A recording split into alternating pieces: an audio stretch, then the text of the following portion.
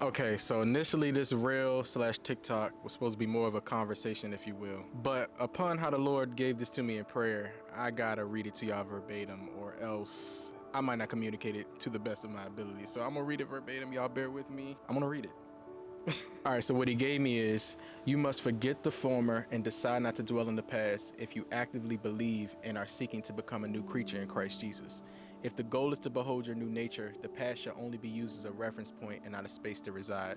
The former can become a stumbling block and blind you from the miraculous nature of what God is doing in the season you are in if you aren't intentionally present. All right, so as I begin to read 2 Corinthians 5, verses 17 through 19, God began to give me some revelation that just started jumping off the page. So God showed me, if I'm made new, I can't presently hold myself hostage to the shortcomings of a place where not only could I not see nor discern God's standard for my life, but a place I'm no longer currently at.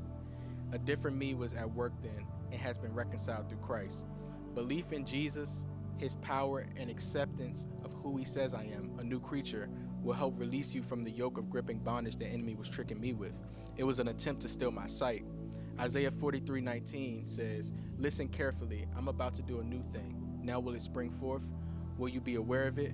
I will even put a road in the wilderness and rivers in the desert." A miracle as overt, but yet peculiar as a river in the desert in your life, you could overlook if you aren't spiritually discerning what God is presently doing. You can't miss it if you truly walk and believe what the word says a new creature is. With new sight, I can see what he's doing right now. Philippians 3:13 through 14 says, "Brothers and sisters, I do not consider that I have made it on my own yet, but one thing I do, forgetting what lies behind and reaching forward to what lies ahead, I press on toward the goal to win the heavenly prize of the upward call of God in Christ Jesus." We owe it to ourselves to behold our heavenly inheritance. Grant yourself the permission to start fresh today, because Jesus already did.